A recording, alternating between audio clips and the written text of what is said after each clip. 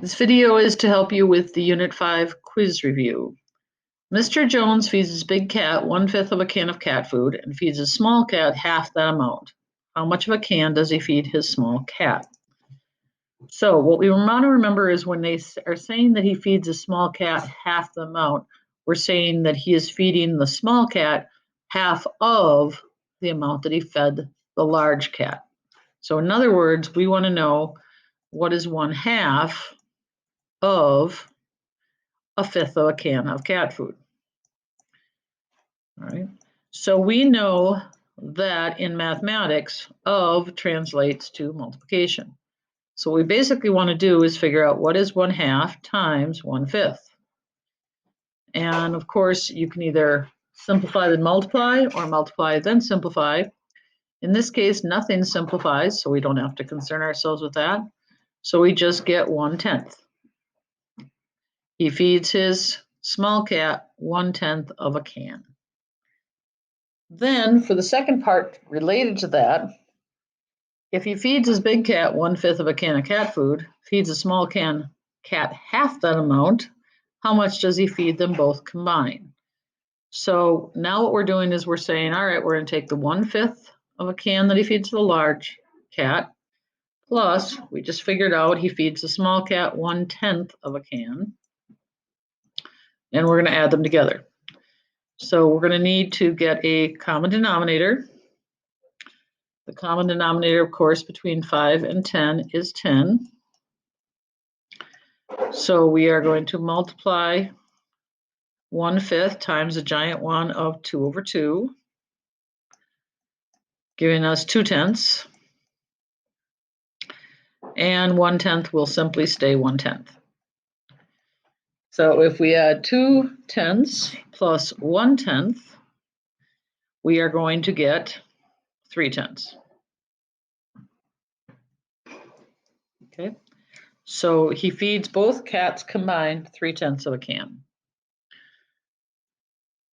Another type of problem that'll be on the quiz will be having you convert from decimals to percents. We've done this before, but again, remember the method is to move the decimal point 2 places to the right and add a percent sign. So we have the decimal point there. We're going to move it 2 places to the right, which means we have to add a 0 and then add the percent sign. So we end up getting 30%. For the next one, we're going to convert that percent to a decimal, which means we're going to go the opposite. So we're going to go 2 places to the left with a decimal point and drop the percent sign. So when we move it 2 places to the left and then drop the percent sign, we'll get 624 thousandths.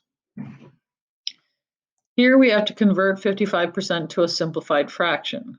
Well, 55% is 55 hundredths. We know that percent is always out of 100. And then in terms of simplifying, we're going to want to divide both top and bottom, numerator and denominator, by a common factor to both, which would be 5. So we're going to divide by giant one of 5/5.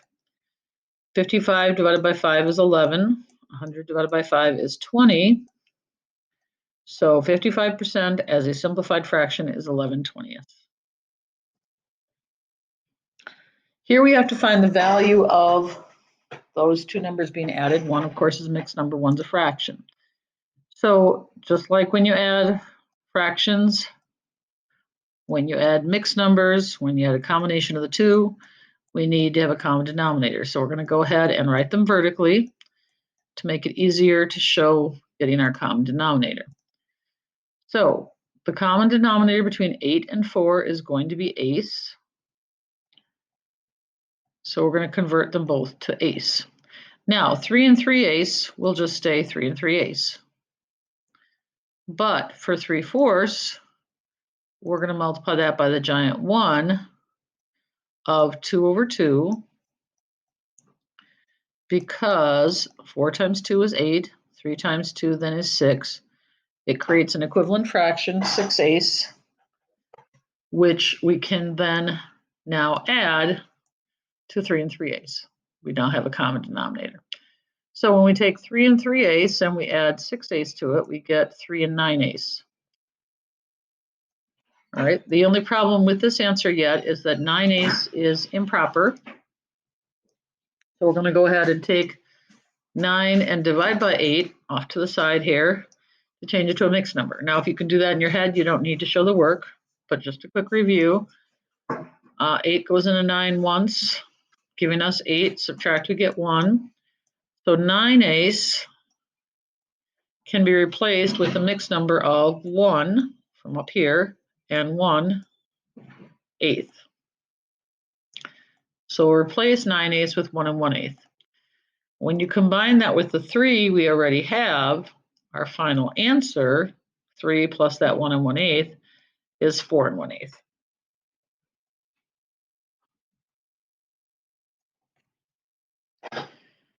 For the next one, finding the value of 6 and 1/5 minus 2 and 7/8.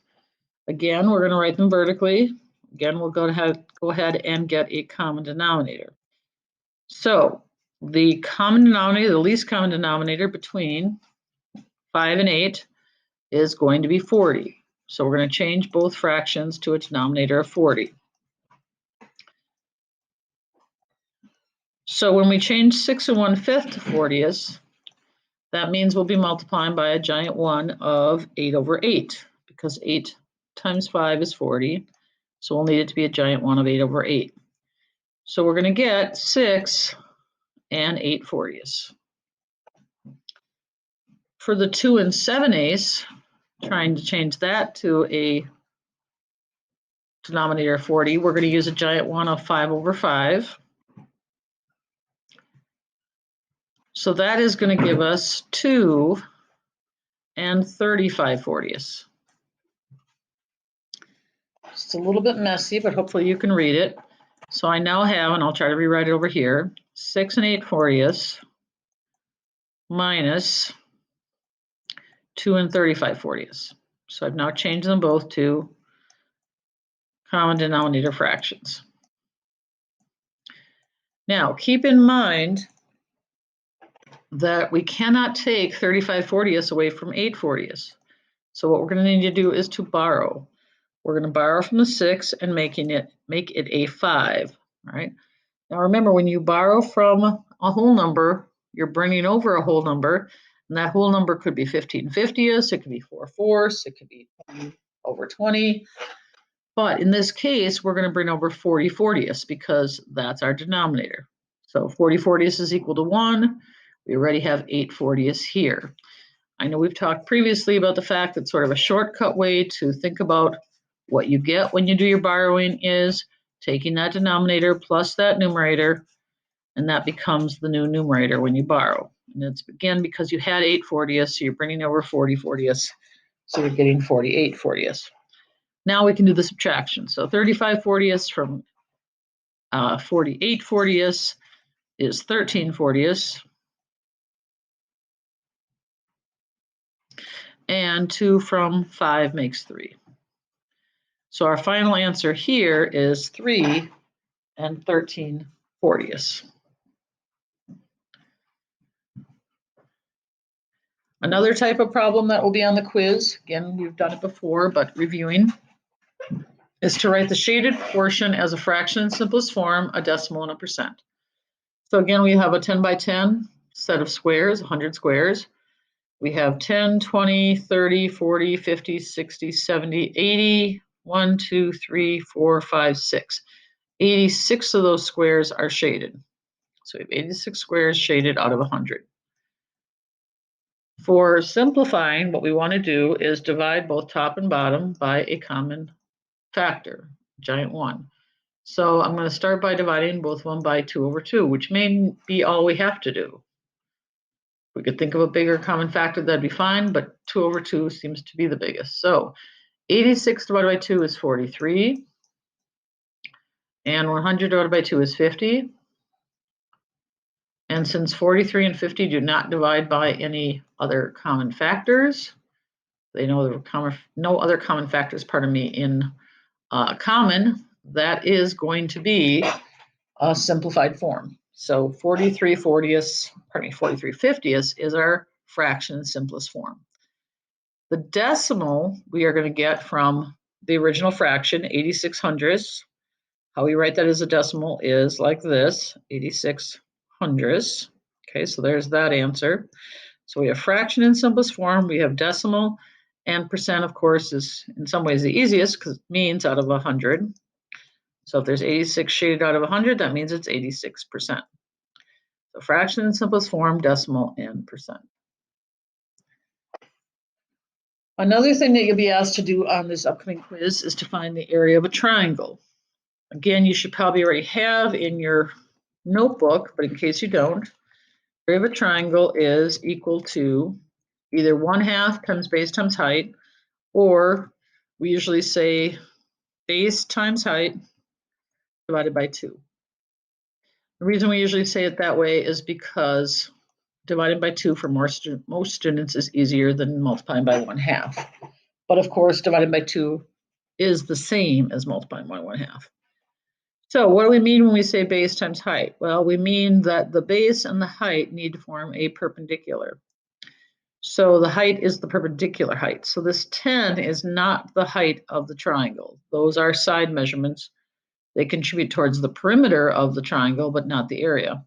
The area would be the 12, the base, times the perpendicular height, the 6, and then divide by 2. So we would say 12 times 6 divided by 2. 12 times 6 is 72. 72 divided by 2 would be 36. And it's square units. Again, if we don't see a label, the label would be units, but for area, it's square units. How many squares does it take to cover the space? You could also write it, remember, in this way, with the exponent of 2 on units. So we say 36 square units or 36 units squared. What you don't want to do, remember, is write it in this way. Okay, so I'm going to put a line through that. Make it clear you do not want to write it this way, because this is saying take 36 and square that, meaning take it to its an exponent of 2, take it and multiply it by itself. That is saying that we are going to multiply 36 by itself and get a huge number, which we don't want. What we're saying instead is that we want to have the answer be 36, which it is, and that the label is how many squares it takes to fill it, which we can write in either of these formats. They're also going to ask you to find the area of the trapezoid. Again, area of a trapezoid is a formula we should have in our workbooks, but in case we don't, we'll put it down now. So area of a trapezoid is base 1 plus base 2. And those bases, remember, are the 2 parallel bases. And then, oops, so let me get that right. And then multiply by height, divide by 2. The formula for area of a trapezoid then is base 1 plus base 2 times perpendicular height divided by 2. Again, keep in mind that you can sometimes see the formula as base 1 plus base 2 divided by 2 times perpendicular height. It is the same, it means the same thing. And the other thing you will sometimes see is 1/2 times base 1 plus base 2 times perpendicular height. Again, multiplying by 1/2 is the same as dividing by 2. Dividing by 2 for most students is more user-friendly, so we tend to write it in that way. So in this problem, the base, one of the bases is 6, all right? And then the other base is here. So we have to kind of do a little bit of reasoning. What would be that total length of the base? Well, we've got 2 on this end, 2 on this end, but we also know that we've got 6 across from the 6. Oh my goodness, that was very messy. I will try to fix that a little bit. So we have 2 plus 6 plus 2. So the total length here would be 2 plus 6 plus 2, or 10. So when we look at our formula, and I will try to type it in because I think it'd be easier to read, we're going to have 6 for the top base plus 10 for the bottom base times perpendicular height. Perpendicular height again means that it has to make a perpendicular with your base, so that's going to be the 3. And then we're going to divide by 2.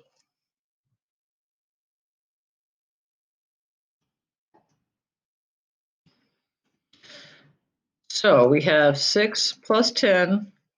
That sum needs to be done first. Multiply by 3, divide by 2. 6 plus 10 will be 16 times 3, and then divide by 2. Now, keep in mind where that 10 came from again, and if you have any questions on it, let me know. But it was the 2 plus the 6 opposite of that plus the 2.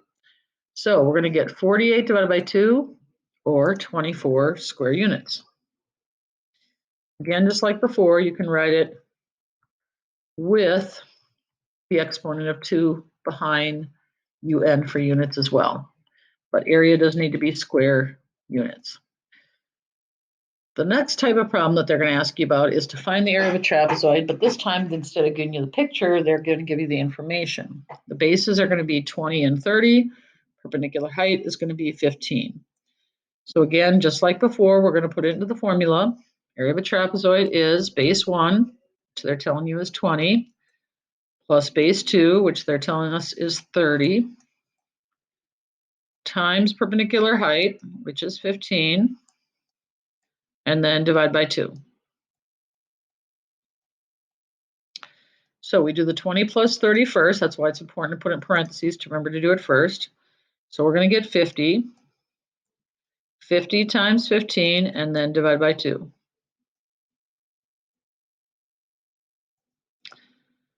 So 50 times 15 would be 750, and divide by 2 would be 375. So we're going to get 375, and this is in centimeters. So 375 square centimeters. That's fairly readable for you. Okay. Then they want you to find the area of a parallelogram if the base is 16 and the perpendicular height is 3. Now, they're not drawing a parallelogram for you, but remember, a rectangle does count as a parallelogram, a square is a parallelogram, but typically when they're talking about a parallelogram, they're talking about something that looks more like this. So we have a base of 16, we have a perpendicular height of 3. I try to make that look like it's perpendicular, not very successfully. But again, the good news is for an area of a parallelogram, the formula is simply base times height. So area of a parallelogram is base times height. Oops. And so we're just going to take 16 times 3, which is 48. They gave us a label of inches, so 48 square inches. They want us to also find a product of mixed numbers on this quiz. So remember, the way to do that is to change them first to improper fractions. So 2 3/4, to change that to an improper fraction, you take the denominator, 4, times the whole number, 2, so 4 times 2 is 8, plus the numerator, 3, so 4 times 2 is 8, plus 3 is 11, and put it over the original denominator of 4. Then, same concept for the second one. You're going to take the denominator, 3, times the whole number, 1, which is 3, plus the numerator, 2. So 3 times 1 is 3, plus 2 is 5, so 5 over the original denominator of 3. If you could simplify, you would do so, but you cannot. So you're going to get 55 over 12. Now, 55/12, of course, is improper. Again, just a quick review on how to change that to a mixed number. You take the 55 divided by 12, and 12 goes into 55, looks like 4 times, giving you 48. 4 then is your whole number. And subtracting, you get 7. So that is the numerator of your fraction for your mixed number, and 12, the original divisor, is your denominator. So 4 and 7/12 would be the product. For the next one, you're going to find the answer to 10 minus 3 and 2/10. So a common mistake here is people forget to add and I'm going to go ahead and do it right away, the decimal point and the non-essential 0 on the 10. The reason I say that is because you need to have something for the 2 to subtract from. So you can't just write it down as 10 and not include the decimal point and the 0. So instead, we're going to need to borrow. We're going to borrow from the 10, making that a 9. This will become a 10. 2 from 10 is 8. Bring down the decimal point. And 3 from 9 is 6. So 6 and 8 tenths would be the correct answer. For the next one, remember when you multiply decimals, what you're going to do is multiply them as though they were whole numbers. Does not matter if you line up your decimal point or not. In fact, I will specifically not line up my decimal point because you do not have to when you're talking about multiplying. Instead, just multiply them as though it was 34 times 26 and then place your decimal point at the end. So 6 times 4 is 24. Put on the 4 and carry the 2. 6 times 3 is 18, plus 2 is 20. You do need to put down a 0 for a place marker because we're now shifting over. 2 times 4 is 8. 2 times 3 is 6. And then we are going to add. So all of that whole process is basically just the same way you would do it if you were multiplying whole numbers.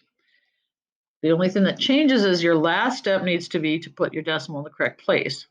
We need 1 decimal place because of this number. Decimal place is how many digits are behind the decimal point. So there's 1 here. We need 1 decimal place as well here. Let's put little diddle marks. Again, because there's 1 digit behind the decimal point. And then you add those together, and that tells us how many decimal places we need in our answer, which is that we need 2 decimal places in our answer. So however many decimal places for the first factor, however many for the second factor, add them together. That tells you how many decimal places we need in our answer, which means we need 2 decimal places, 2 digits behind the decimal point. In other words, the decimal point is going to have to go right there. So we're going to get 8 and 84 hundredths, because that's how we're going to have the 2 digits behind the decimal point. And we go from the back with that. Complete the scale on the number line by labeling the remaining tick marks. So what you're going to want to do is figure out, calculate, reason out, however you want to think of it, the values in between here. They need to be going by even increments. So if you think about it, there's really only one set of answers that would make sense. You could put a -7 here and a 0 here. So if we're going by sevens, this will end up filling in correctly. Where any other set of numbers, you will not have it fill in correctly. So one way you can do it is to just sort of reason it out that way. Okay. You could also find the distance between these and then divide by the fact that there's 3 sections in between them, and that'll tell you what value you're going up by as well. So for this one, that might be more helpful. So you can find the difference between 3 and 6 tenths and 2 and 4 tenths, which is 1.2. So that means the distance between this, if you subtract them, is 1.2. But we have 1, 2, 3, 4 spaces. So the question is, if you have 1 and 2 tenths, that's a decimal, just a very poor one, 1 and 2 tenths divided by 4 sections, how much is each section going to be going up by? Well, it's each going to be going up by 3 tenths. 1 and 2 tenths divided by 4 is 3 tenths. So that means we're going to have to add 3 tenths to each subsequent number. So if that was 2 and 4 tenths, this will be 2 and 7 tenths. The next one will be 3 and 0 tenths, or just 3 would be fine. The next one will be 3 and 3 tenths. Okay. Then if we've done it right, this one should be 3 and 6 tenths, which it is. Then 3 and 9 tenths, 4 and 2 tenths, and 4 and 5 tenths. 4 and 5 tenths, pardon me, 4 and 5 tenths. All right, another type of problem you'll have to do is which is larger, 7 and 2/3 or 58 eighths? Well, 58 eighths, of course, is improper. So a good starting point would be to change that to a mixed number. 58 divided by 8 8 goes into 58 7 times, giving us 56. So we get 7 and 2/8. This is equivalent to 7 2/8. So the question is, which is bigger, 7 2/3 or 7 2/8?